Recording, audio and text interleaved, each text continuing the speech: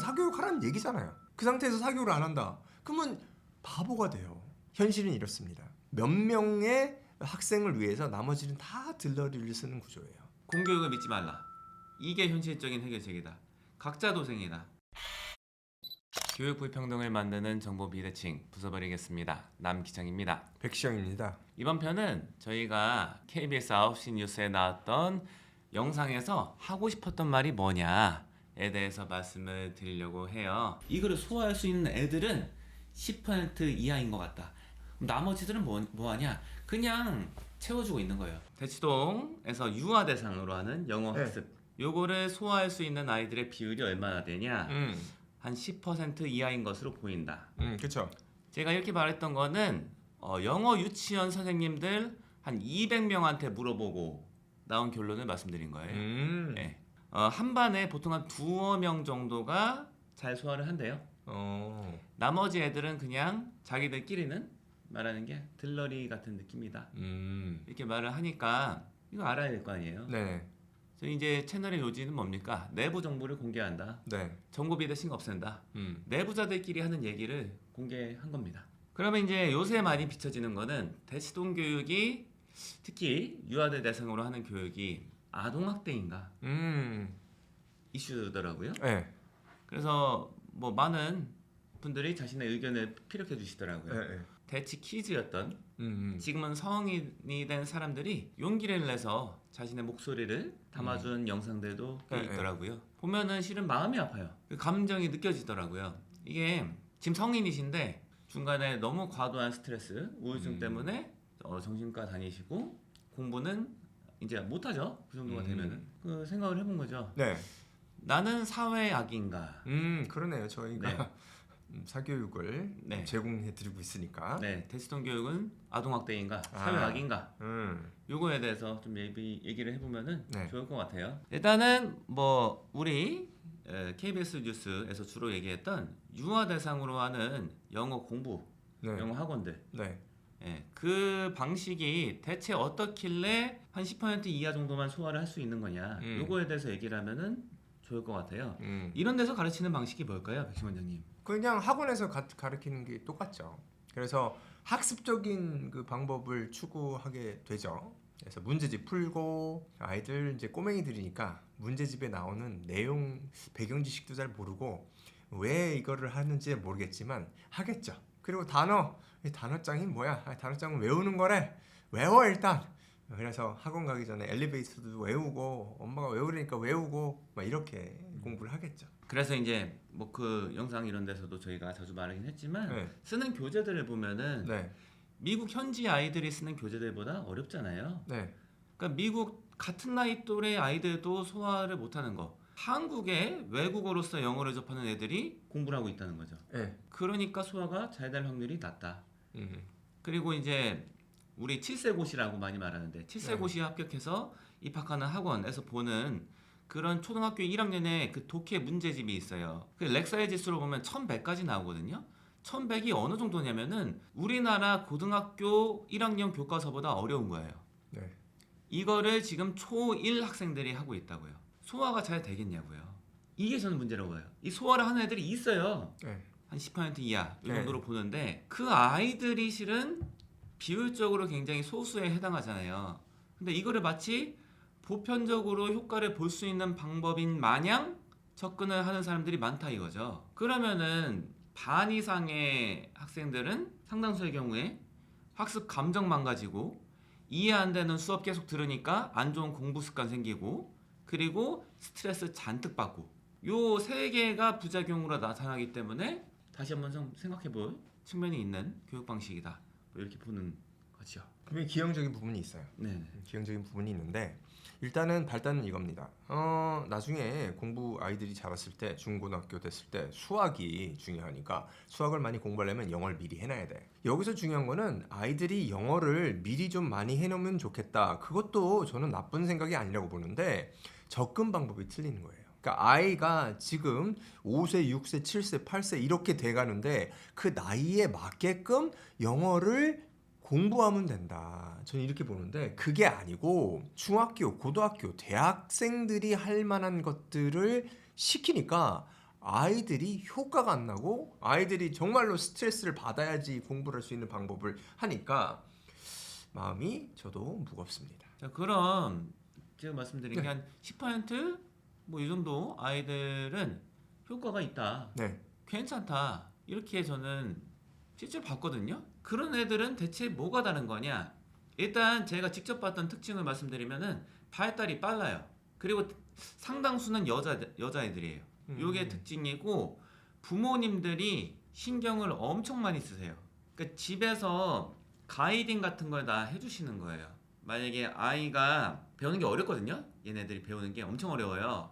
그 나이대에 비하면은 얘네가 유아대상 영어 학원에 가서 앉아만 있다가 오는 게 아니게끔 이런 가이딩을 다 해주세요. 정서적인 가이딩도 해주시고 그리고 학업적으로 이해나 접근이 어느 정도는 가능하게끔 그 연결 다리를 다 만들어 주시더라고요.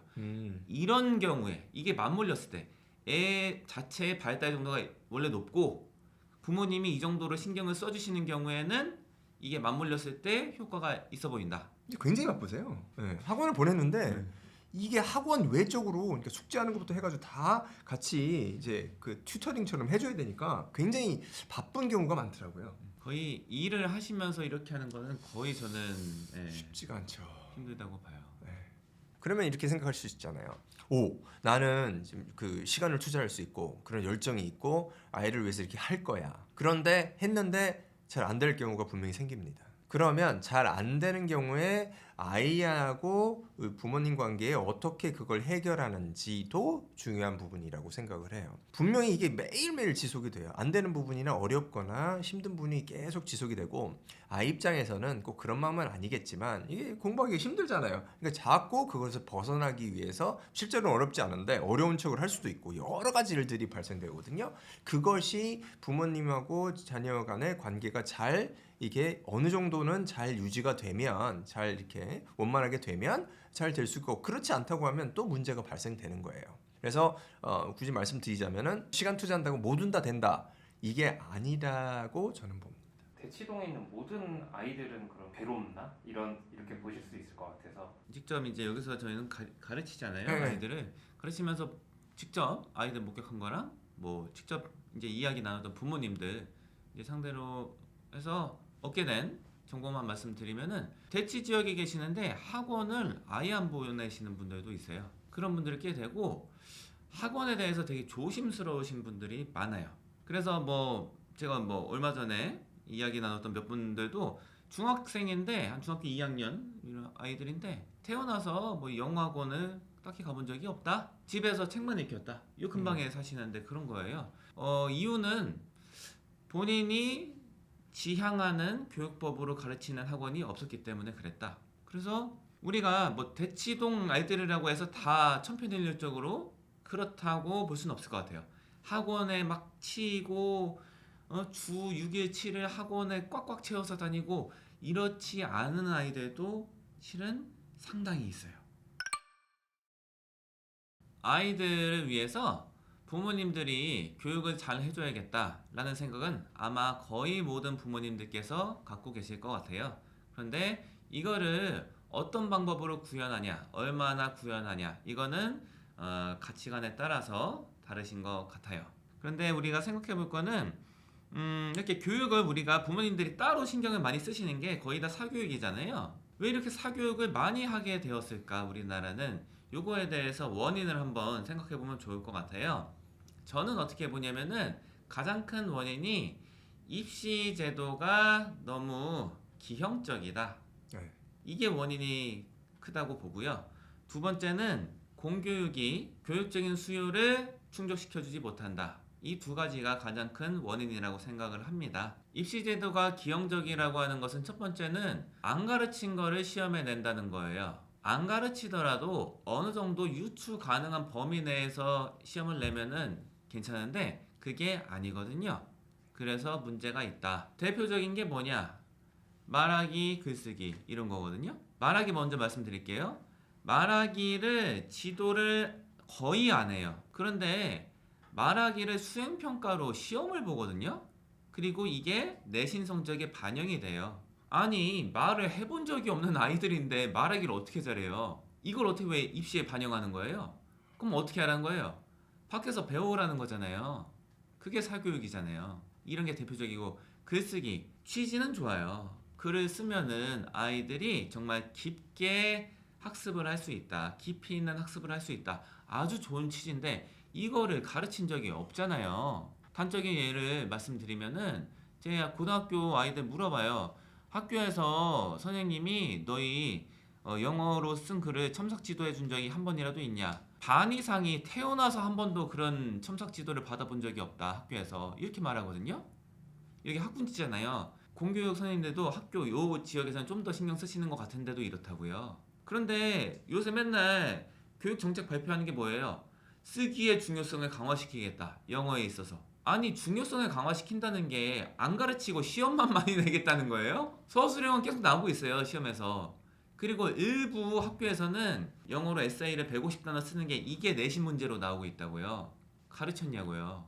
이게 기형적이라는 거예요. 제가 상상을 하는 거예요. 내가 학생이야.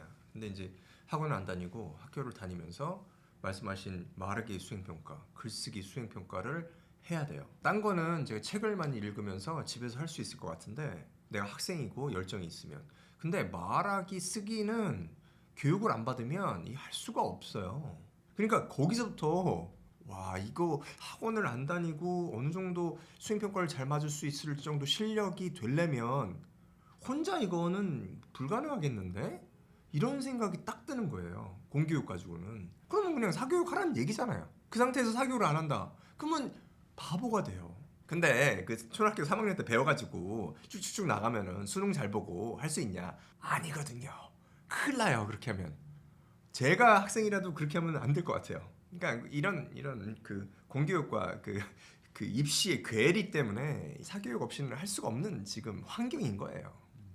좀 더 근원적으로 가면은 이 소수의 대학을 들어가는 거가 사회적인 이제 입지가 올라가는 거다라는 구조를 만든 것이 굉장히 또 근원적인 원인 중에 하나다 이거라고 보는데 명문대의 문이 굉장히 좁아요. 그러니까 이걸 설계해 놓고 10년 목표라고 생각하고 달려든다 사람들이. 근데 그 아래서 이루어지는 학교 교육이 입시랑은 전혀 이제 괴리가 있는 완전 괴리가 있는 그런 입시다. 그러면 어떻게 해요? 사교육이 대안이다. 이렇게 되는 거잖아요. 구점 다 이렇게 만들어 놓고 사교육을 줄여라 이렇게 말만 하고 있는 건데 저는 이렇게 정책적으로 말하시는 분들이 이거 진짜 의미한다고 보진 않거든요.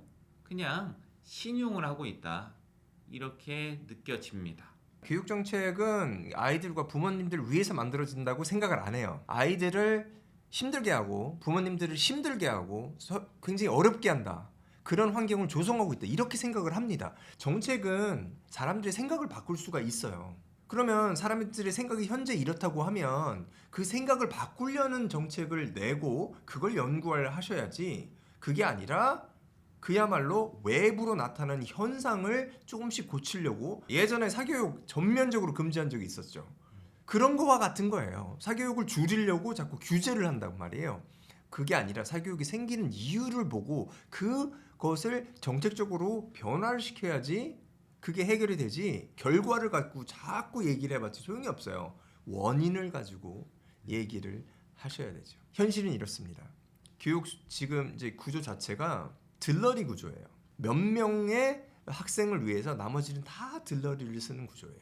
이렇게 하면 이 변화하기가 어려워요. 그게 아니라 실력이 좀 부족하고 지금 현재 실력이 좋은 학생들이 같이 어울려서 잘 무엇인가 할 수 있다. 이 메시지를 가지고 그런 교육을 해야지 나중에 성장을 해서도 그런 환경에서 잘 어울려서 살게 됩니다. 근데 그게 아니에요, 지금. 구조를 말하자면 인서울 안 가면은 그 뭐 대학 나온 거야? 이런 식으로 얘기를 많이 하죠. 인서울에 들어갈 수 있는 학생들이 몇 %죠? 많지 않아요. 15%인가요, 그게? 문과에서는 그것도 안 될 거예요. 10% 이하 거예요. 네, 10% 이렇게 보면 되죠. 10%라고 보시면 돼요.